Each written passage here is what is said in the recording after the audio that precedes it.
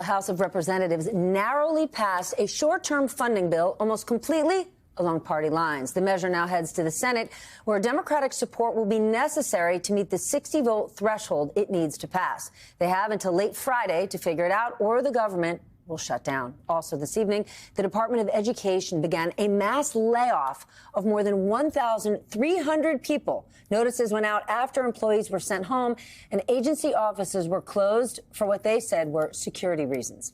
And the United States resumed intelligence sharing and military aid for Ukraine after Kyiv said it was ready to accept a 30-day ceasefire proposal. That announcement came during negotiations in Saudi Arabia. Secretary of State Marco Rubio said it is now up to Russia to do the same. With that, let's get smarter with the help of our leadoff panel. And I got some great people here in D.C. with me. Jeff Mason is here, White House correspondent for Reuters. Leanne Caldwell, chief Washington correspondent for Puck News. And Michael McFaul, former U.S. ambassador to Russia and MSNBC international affairs analyst. Michael, you know we're going to you first. What is your reaction to Ukraine saying it is ready to accept the 30-day ceasefire plan? Well, they had no choice. I mean, you just announced it. They cut off the military assistance. They cut off intelligence assistance. This is coercive diplomacy at its worst. And so the Ukrainians came in and they accepted the deal. They don't want this deal. I want to be clear. They want a ceasefire with security guarantees because they've had ceasefires in the past. But Putin and Zelensky sat down and signed one in 2019, and Putin invaded 3 years later. But today they had no choice, and now the ball's in the court of Vladimir Putin. Will he sign up as well? Wouldn't Trump argue that's the U.S. winning? Ukraine didn't have a winning hand. The U.S. did. We got what we wanted, and in the end, there may be a ceasefire. That's what he's arguing, but I want to argue back and say no. That's not negotiating a good deal that's win-win for both sides. That's forcing them to surrender. And if we really wanted to do a deal that would be good for Ukraine, we would be providing more military assistance. We would be providing more sanctions against Russia, and then we would negotiate different concessions. Instead, the Trump administration has given Putin everything in the front. You can't be in NATO, Ukraine. You have to give up territory. We're not going to participate in any peacekeeping operation, and done nothing demanded nothing in return from Putin. I don't know. That's diplomacy 101. You trade your cards. You try to get concessions. Right now, they're just forcing the Ukrainians to end. And now, you know, I suspect Putin will go along, by the way, because he's gotten everything he's desired so far. Well, let's talk about him, because Trump's Middle East envoy, Steve Witkoff, right, a longtime friend of Donald Trump, big-time real estate developer, is headed to Moscow to meet with Putin. He met with him a month ago as well. Do we really think that this guy, again, a real estate developer, is the right person to go one-on-one with Vladimir Putin? Well, I'm not going to judge his credentials, but I have negotiated with Vladimir Putin. I've been on the other side of his negotiating team. They're tough negotiators. They're going to pocket concessions and ask for more. You're already seeing that from Putin. He's already pocketed the fact that they're going to get the territory that they wanted. He's already pocketed that Ukraine is not going to be a member of NATO. And next, he's going to ask for more territory. He's going to ask for Zelensky to be removed. He's going to ask for the Ukrainian army to be capped at 100,000. And what I want to hear from the Trump administration is, what are you demanding of Putin to get a fair and just ceasefire? That's what we haven't heard yet. We've heard all the things Ukrainians have to do. We've heard nothing that Vladimir Putin has to do. All right, let's talk about a new topic, the trade war with Canada. Okay, I want to share what the White House has said and really get this quote right. The White House says that Donald Trump leveraged the American economy to deliver a win for the American people by getting Ontario to back down on the electricity surcharge. Are you for real? Like, this argument has always been Donald Trump isn't necessarily going to impose tariffs. These are negotiating tactics, and he's going to roll up with his boss energy. But in the end, we're not getting any big win here. Well, and there were lots of losses in the market as a result of that back and forth. The president is responding to the bluster, I guess, or the threat from Canada, from the Premier of Ontario, by saying, we're going to make these tariffs on Canada go up to 50% starting tomorrow. And then back and forth. I was outside for the, shall we say, car sale event at the White House earlier. And I asked him about it then. I said he was very pleased to hear that the Ontario premier had decided to backtrack. And I asked him, does that mean you're going to backtrack on tariffs? And he said, probably. Okay, but and then they did. Okay, but here's the thing. Of course, the president said that. And the White House is going to say, we're winning, we're winning. But aren't they struggling to prove that point? Look at the markets. Yeah. Right. The White House likes to say what's happening in the markets is just a snapshot of the moment. But the way markets work, they're not a snapshot of this moment. Markets are based on a future assumption of what things are going to look like. And when the markets continue to tumble, that's saying they don't believe in Donald Trump. So who is the White House convincing? Do Republicans on the Hill buy that this tariff dance is working? Republicans on the Hill are quite nervous, especially when Donald Trump over the weekend said that he would not rule out a recession, the dreaded R word.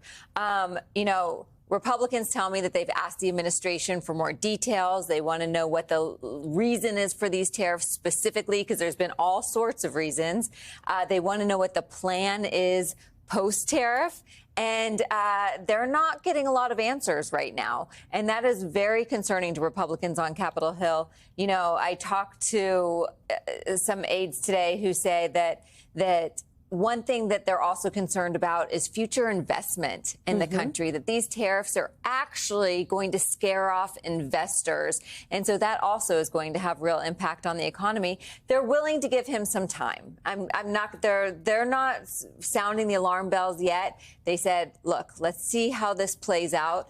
But time is not on his side. I get it. They're doing that. It's so crazy. It just might work, but there's no evidence yet that any of it's working. I would just add that it's not just the tariffs. It's the erratic nature of the decision making about the tariffs. And that's being reflected in the markets as well, and reflected in the confidence sort of shattering impact of this for the business community. In business investment, big and small, right? You are seeing businesses just paralyzed watching this because they don't know which end is up. Ambassador, the White House press secretary does have some clear answers. And her answer is that Canada would be better off as the 51st state. She has said that Canada has been ripping us off for years, showing absolutely no evidence to support that. But what does this tell our allies around the world? Canada would like to tack you on as a 51st state? That sounds very, dare I say, Putinesque. It's exactly like Putin. That's exactly what he said. Ukraine's not a real country. There's the border between Russia and Ukraine. It's not real. They're just Ukrainians. They're just Russians with accents. It's exactly the same tactic.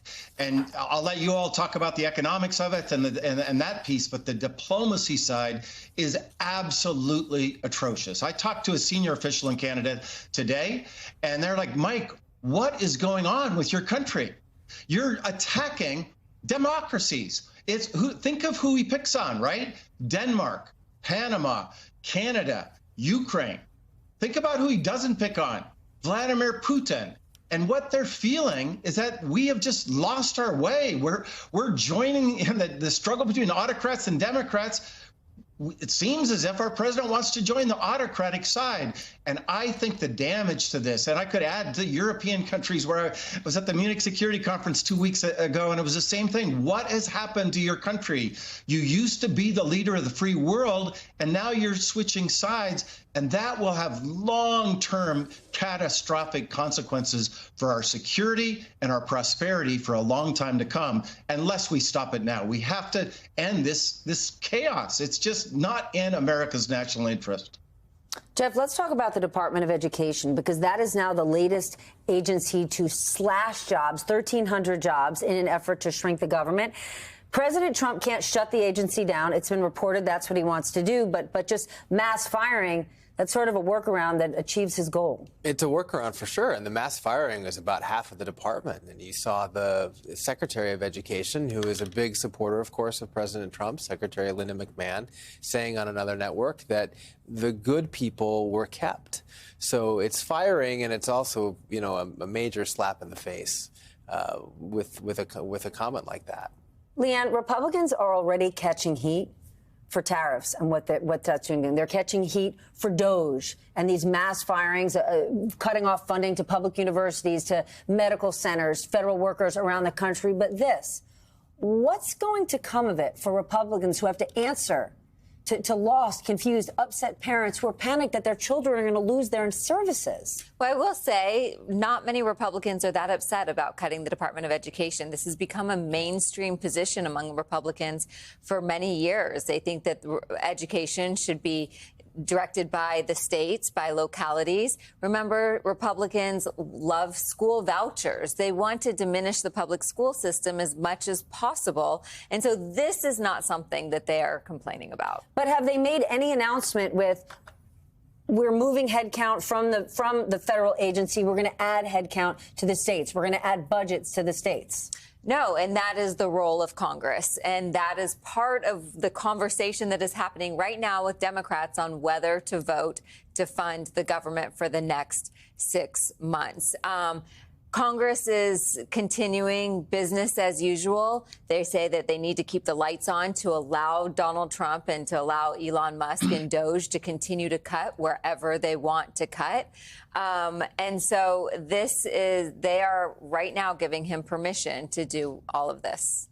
Let's talk about these cuts, whether it's Doge cuts, whether it's the tariffs. Take us inside the White House, right? Elected officials, are privately feeling nervous. They're not too many are saying publicly. But within Trump's White House, how are they feeling? We know Howard Lutnick is on TV all day, every day, not always on the same message as Donald Trump. Politico is actually reporting that there's infighting within the White House about Lutnick's role. Tell us what's happening inside. I think there's definitely been some concern with how Elon Musk has not necessarily communicated with people at the top, aside from the president himself, who's a full-on supporter of Elon. So there's been some tension there. But I think, I can't come to you and tell you that people inside the White House are unhappy with these cuts. They're delighted.